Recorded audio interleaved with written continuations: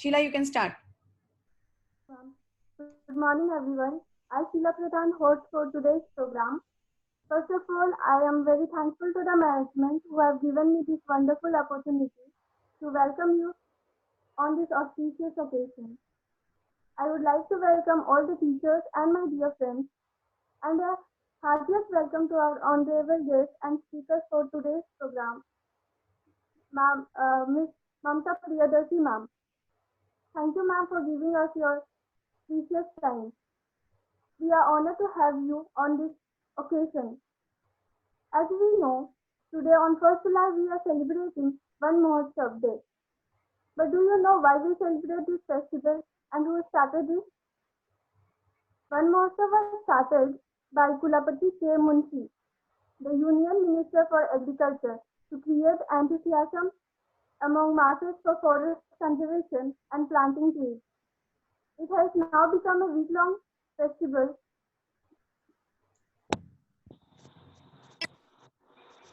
It is celebrated from 1st of July till 7th of July.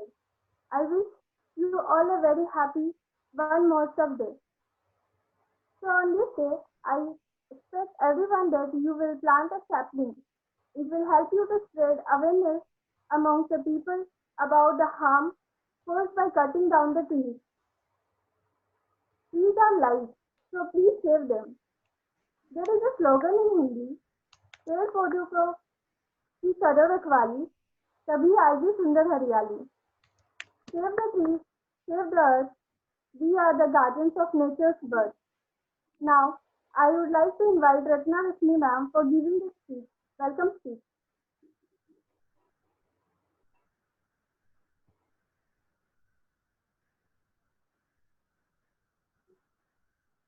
नमस्कार, जोहार। सबसे पहले मैं 2 पंक्तियां कहना चाहूंगी कि जो वन से ही संबंधित है, वनों की करो रखवाली, वनों से ही है हमारे जीवन में खुशहाली।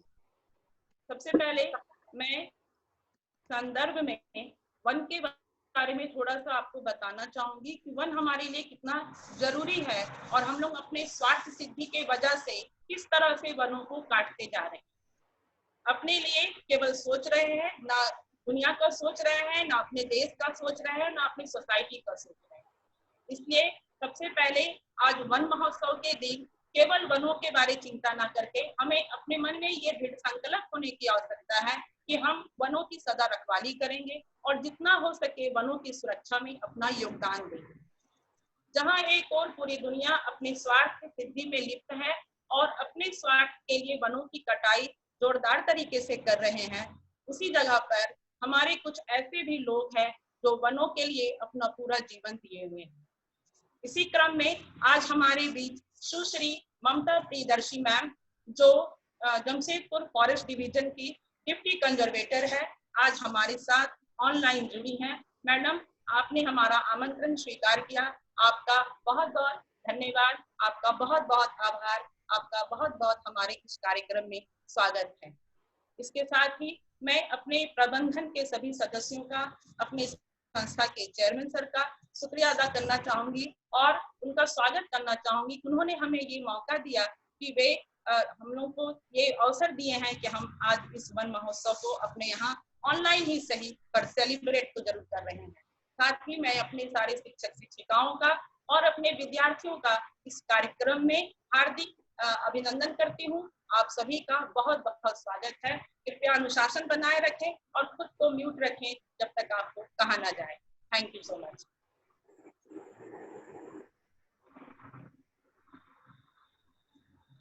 Thank you, ma'am, for your words.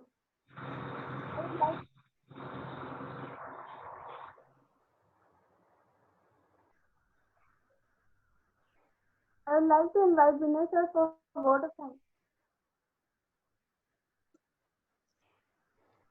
Sheila, Speaker ma'am. will be Mamta Priyadarshi Speaker ma'am, for the occasion. I would like to invite ma'am for speaking something. the virtual session. Respected ma'am, I would request you to please put on the video.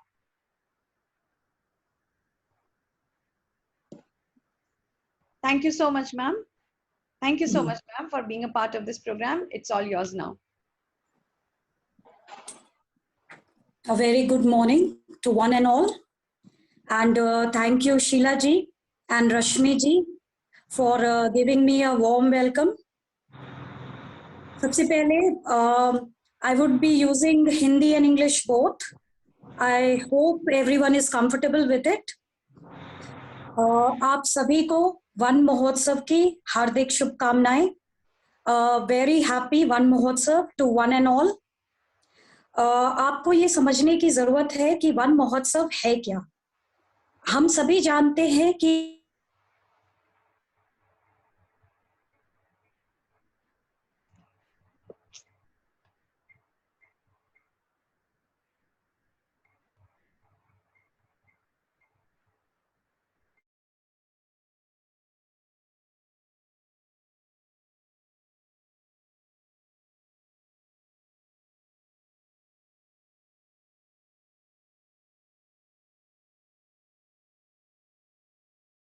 In duties में से एक duty ये है कि हम इस तरह के सार्वजनिक महोत्सवों में बढ़ चढ़कर हिस्सा लें और इसे सफल बनाने के लिए अपना इंडिविजुअल कंट्रीब्यूशन भी अवश्य दें. Now, what is important when I talk about this One Mahotsav 2021 One Mahotsav, since we are going through COVID times, we cannot be physically present. But since we have the spirit that we'll celebrate this Mahotsav or festival, so every individual should take an omen. एक शपथ लेने की जरूरत है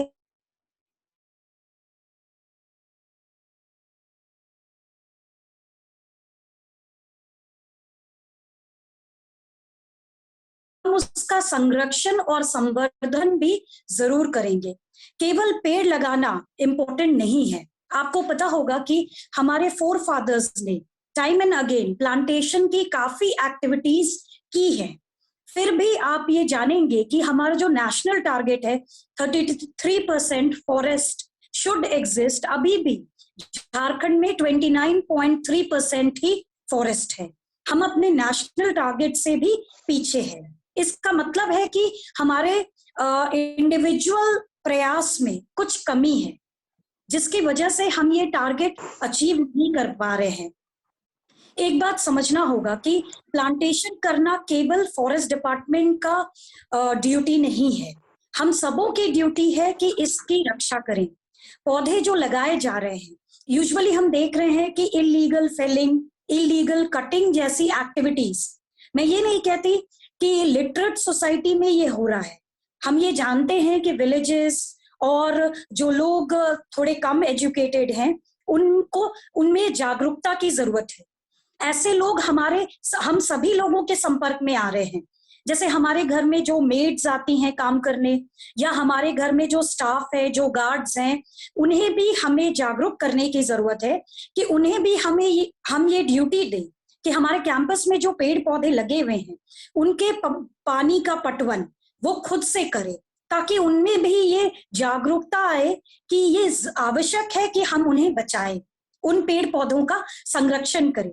आप सभी से आज वन महोत्सव में मेरा रिक्वेस्ट होगा कि आपके जितने भी इम्पोर्टेंट डेट्स हैं, जैसे आपका बर्थडेज हो गया, आपके पेरेंट्स का बर्थडेज हो गया, आपकी शादी की सालगिरह हो गई, आपके बेटे बेटियों के जन्मदिन हो गया, इन सभी पे एक पेड़ अवश्य लगाएं और उस पेड़ को बचाने की कोशिश करें. अगर आप में से किसी को भी पेड़ की कमी हो जाए या लगे कि आपको पौधा उपलब्ध नहीं है, तो आप फॉरेस्ट डिपार्टमेंट को हमेशा कांटेक्ट कर सकते हैं. आपको ये पेड़ निःशुल्क उपलब्ध कराया जाएगा. साथ में मैं ये कहना चाहूंगी कि कोविड टाइम्स में एक कॉमन कंसर्न जो हमारे सामने आया है कि ऑक्सीजन की डिफिशियंसी है, ऑक्सीजन सिलेंडर्स की जरूरत पड़ रही है. तो हम ऐसा क्या करें कि इस ऑक्सीजन की आपूर्ति में हमारा भी सहयोग हो. आपने सुना होगा कि काफी लोग कहते हैं कि हमारे जितने भी कुछ पेड़ हैं जो फाइकस स्पीशीज हैं, जैसे आपका पीपल हो गया, बरगद हो गया, नीम हो गया, कुछ रबर प्लांट की स्पीशीज होती हैं जिन्हें हम कहते हैं कि ज्यादा ऑक्सीजन प्रोवाइड करते हैं। बट मैं साइंटिफिकली एक चीज कहना चाहूंगी कि जिस भी प्लांट के लीव्स बड़े होते हैं, जिनका क्लोरोफिलस कंटेंट ज्यादा होता है, वो हमें ज्यादा ऑक्सीजन प्रोवाइड करते हैं। कॉमन कॉन्सेप्ट केवल इतना है। हाँ ठीक है कि पीपल एक बड़ा पेड़ होता है, उसमें लीव्स ज्यादा होते हैं, इसीलिए उसका ऑक्सीजन कंटेंट ज्यादा माना जाता है। मेरा रिक्वेस्ट केवल इतना होगा कि इस तरह के पेड़ों का हम संरक्षण करें। जमशेदपुर में अगर आप ट्रैवल करेंगे तो आप देखेंगे कि 50 इयर्स 60 इयर्स ओल्ड ट्रीज भी यहाँ अवेलेबल हैं।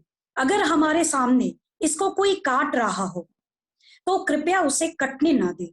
आप एटलीस्ट एक इंटरप्ट जरूर करें कि वो अपनी स्वेच्छा के लिए क्यों ये काट रहा है, उसे क्यों ये समझ नहीं है कि उसे ये पेड़ काटना है। I would request all of you कि let any ground on the earth be not brown, let it be filled with lush green chlorophyllous carpet, so that every sunlight, every inch of sunlight that falls on the ground converts it into oxygen. And anyways, we may not need, or we may not be in dire need of oxygen. हमें अपने अथक प्रयास से ये सुनिश्चित करना है। Government अपने एंड से बहुत प्रयास कर रही है। हम जान रहे हैं कि अभी हम ऐसे समय में हैं जहां की अभी कोविड का 3rd वेव आने का अलर्ट किया गया है। नए नए स्ट्रेन्स आ रहे हैं जिसमें खासकर बच्चों के लिए ये टफ टाइम रहने वाला है। हमें ये प्रयास करना है कि हम किसी भी तरह से किसी भी एक बच्चे को नुकसान न होने दें। This is what is called sustainable management, when we don't care only for ourselves but also for the upcoming generations. So I would request each one of you कि on this Van Mahotsav we should pledge that we will plant more and more trees, we would save trees and we would conserve trees. We would try to improve the earth with every little amount of effort that we can do. And we would ensure that every human being is given the right to life, the right to free oxygen, and the right to live happily on this earth. Thank you. Thank you so much for a patient hearing. And thanks a lot for inviting me on this occasion. And someday I would make it up to the campus to see how much greenery has been done and would contribute through forest department to improve the greenery in your campus. Thanks a lot. Thank you, ma'am, for your motivation. Thank you, ma'am, so much. Thank you. Ma'am, we would be glad enough and blessed enough to have you in the campus. We have always gained the support of your department. We had a national webinar when the plants were provided from the forest services for getting the plantation done in the campus. If you could see the background with which I'm sitting, this is the campus of our college. One side of the campus of our college. We definitely appreciate greenery in all respects. And thank you so much for your guidance over here. I would now request Sheila to please take over. Thank you, ma'am. I would like to invite Vinay sir for giving the vote of thanks.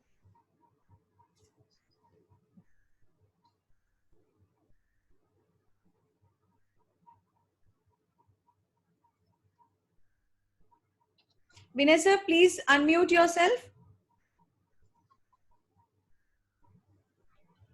आज मैं सबसे पहले धन्यवाद देना चाहता हूं जो हमारी गेस्ट स्पीकर हैं, इनका नाम है मिस ममता प्रियदर्शी, जो IAFS हैं, और अपने व्यस्त समय से इन्होंने इतना समय निकाला हमारे इस आयोजन को सफल बनाने के लिए। और नो डाउट बहुत सारे ऐसी बातें इन्होंने बताई कि ये फॉरेस्ट हमारे लिए, ये वन हमारे लिए, इस पूरे मानव जीवन के लिए, इस धरती के लिए कितना इम्पोर्टेंट है।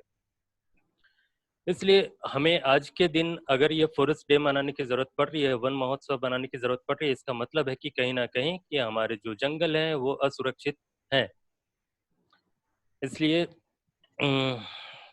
और ज़्यादा समय नहीं लेते हुए मैं बहुत बहुत धन्यवाद करता हूँ मिस ममता प्रियदर्शनी जी को कि आप हमारे साथ जुड़ी, और इसी तरह आगे भी हम ये उम्मीद करेंगे कि आप हमारे कैंपस भी आएँ, जैसे अनलॉक होता है और जैसे हमारे क्लासेस रेगुलर होते हैं, कि आपका हमेशा स्वागत रहेगा।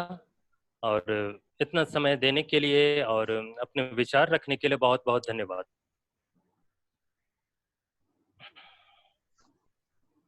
Thank you all. Should I leave the meeting? I would like to thank all of you who have supported this event to be a successful one. I would also like ma'am to for your presence. And last but not the least, I would like to thank the management for guide and support. Thank you, ma'am. Thank you, everyone. Thank you all, and a very good day to all of you. Thank you, Thank Mamta ma'am. so Thank you much, for Okay, ma'am. joining. thank you, ma'am. Thank you, Thank you ma'am. so much. We Thank shall, you, ma'am. with kind permission of the guest of honor today, Mrs. Mamta Priyadarshi, I would request and I would urge so that I can end the meeting. Thank you, ma'am. Thank you for Kindly joining. do so. Thank you. Thank you so much, ma'am. Thank you. Thank you.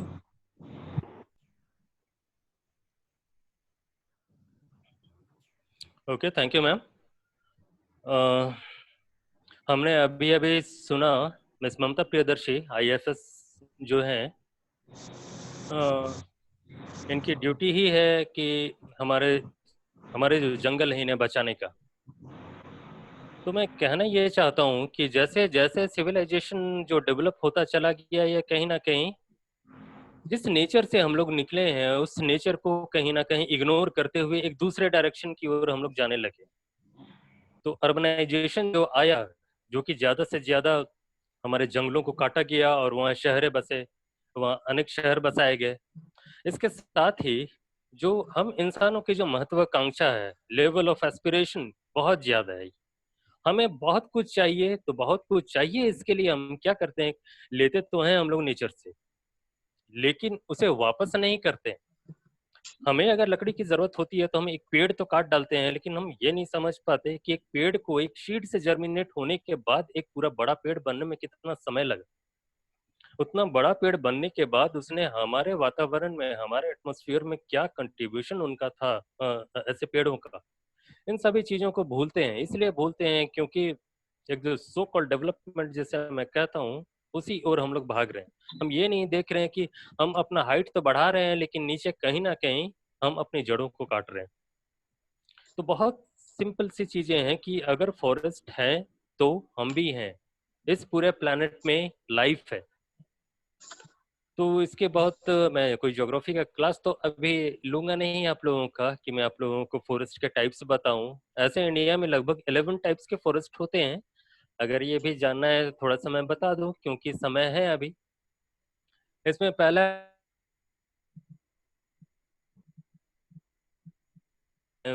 उष्णकटिबंधीय सदाबहार one, इसे tropical evergreen forest कहते हैं। दूसरा है उष्णकटिबंधीय आर्द्र पर्वतीय वन, ये हो गया ट्रॉपिकल वेट डेसिडुअस फॉरेस्ट। फिर उष्णकटिबंधीय कंटीले वन, इसे ट्रॉपिकल थॉर्न फॉरेस्ट कहते हैं। उपोष्ण पर्वतीय वन, इसे हिमालयन बोलेंगे हिमालयन सब ट्रॉपिकल फॉरेस्ट, सब ट्रॉपिकल पाइन फॉरेस्ट। उसके बाद आता है शुष्क पर्णपाती वन, जिसे ड्राई डेसिडस फॉरेस्ट कहते हैं। नेक्स्ट है हिमालय के आर्द्र वन, हिमालयन वेट फॉरेस्ट। फिर हिमालय के शुष्क शीतोष्ण वन, इसे इसे कहते हैं माउंटेन वेट टेम्परेट फॉरेस्ट। फिर है पर्वतीय अर्ध शीतोष्ण वन, इसे कहते हैं माउंटेन वेट टेम्परेट फॉरेस्ट। फिर अल्पाइन और अर्ध अल्पाइन फॉरेस्ट है, जिसे इंग्लिश में भी alpine and semi alpine forest कहते हैं। फिर कुछ रेगिस्तानी एरिया जो है, क्षेत्र रेगिस्तानी मरुस्थलीय क्षेत्र हैं, वहाँ बहुत घने जंगल तो नहीं पाए जाते हैं, लेकिन वहाँ जो भी वन के रूप में जो थोड़े मोड़े वनस्पति होते हैं, इसे मरुस्थलीय वनस्पति कहते हैं या फिर इसे डेजर्ट वेजिटेशन कहते हैं। फिर डेल्टा एरिया जितना भी है हमारे देश में, इसे डेल्टा फॉरेस्ट कहते हैं। ये तो रहे कि 11 टाइप के हमारे फॉरेस्ट हमारे देश में फॉरेस्ट पाए जाते हैं। और अलग अलग फॉरेस्ट का जो नेचर है, अलग अलग एरियाज में जो स्पेशल पेड्स होते हैं, स्पेशल जो पेड़ पौधे हैं, जो वेजिटेशन है, वो सब अलग अलग है।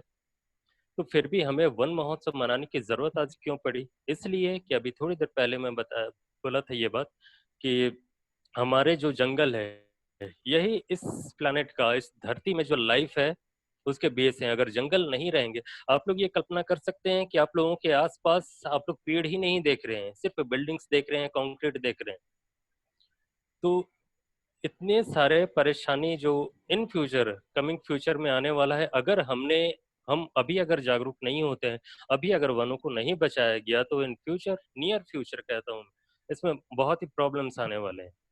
तो क्या क्या इम्पोर्टेंस है अभी ये जो फॉरेस्ट है, इसके इम्पोर्टेंस क्या क्या? इम्पोर्टेंस तो बहुत सारे हैं। हम लोग डेली लाइफ में जो कुछ भी यूज करते हैं, कोई भी ऐसा चीज नहीं है जो फॉरेस्ट से हमें नहीं मिला हो। इवन जो एयर हम लोग लेते हैं वो, जो खाना हम लोग खाते हैं वो, जो बुक पढ़ते हैं, जिस कॉपी में लिखते हैं, वो सारी चीजें, अपने आसपास की चीजें देखते हैं, जो कपड़ा पहनते हैं, ये सारा कुछ फॉरेस्ट प्रोडक्ट या प्लांट से हमें मिलता है। फिर अगर देखा जाए कि कितने लोग पूरे इंडिया में या पूरे वर्ल्ड में देखा जाए तो कितने लोग, कम से कम 20 लाख से ज्यादा लोग इंडिया में, 20 लाख से ज्यादा लोग, ये लोग सिर्फ जंगल के भरोसे हैं। और जंगल इसलिए भी जरूरी होता है क्योंकि जो हमारा इकोसिस्टम है, जो कि एक बैलेंस बनाकर चलता है, तो क्योंकि जंगलों में बहुत सारे वन्य जीव पाए जाते हैं और भी कई तरह तरह के जीव पाए जाते हैं, तो जंगल इन सभी जीवों का आश्रय होता है, जहाँ ये पलते हैं, बढ़ते हैं और अपने इकोसिस्टम में एक बैलेंस स्थापित करते हैं। और रही कि इसमें जॉब की बात, तो इसमें लगभग 13 मिलियन लोगों को फॉरेस्ट डिपार्टमेंट में जॉब मिला हुआ है, 13 मिलियन से ज्यादा लोगों को अक्रॉस द वर्ल्ड। तो ये सब तो है कि क्या क्या इम्पोर्टेंस इसके होते हैं। तो जो हमारा चिंता का विषय ये है कि जो डिफोरेस्टेशन हो रहा है, जंगलों की कटाई हो रही है, अंधाधुंध कटाई हो रही है, इससे क्या क्या नुकसान है, इसके प्रति हम थोड़ा जागरूक हो जाए। इसमें सबसे पहला तो ये होता है कि जितने वन्य जीव के जो आश्रय हैं वो खत्म होते हैं, वो धीरे धीरे खत्म हो रहे हैं।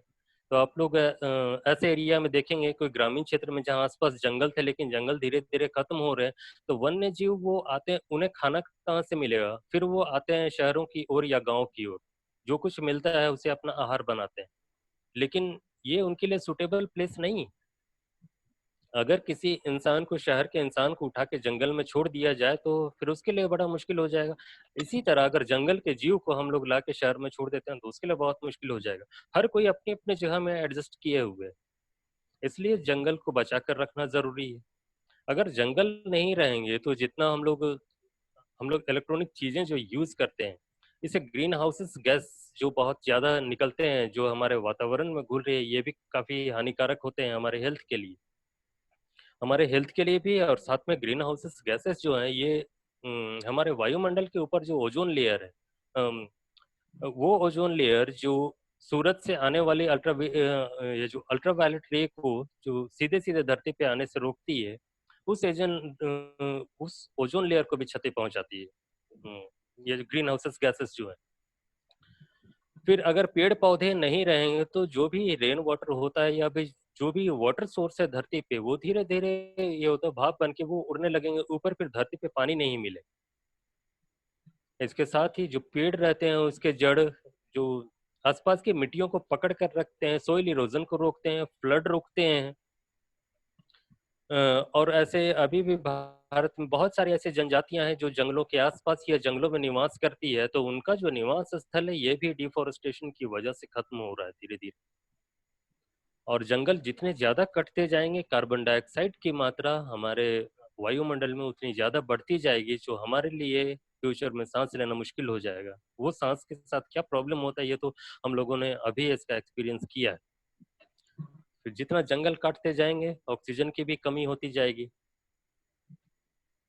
और ये जंगल और जो इसमें रहने वाले जीव, ये सारे मिलकर इस धरती पे रहने वाले जितने भी ऐसी चीजें, जो इंसान हो, जानवर हो, कीट हो, पेड़ पौधे हो, बड़े हो, घास फूस हो, सब कुछ मिलाकर एक क्लाइमेट बैलेंस तैयार करते हैं।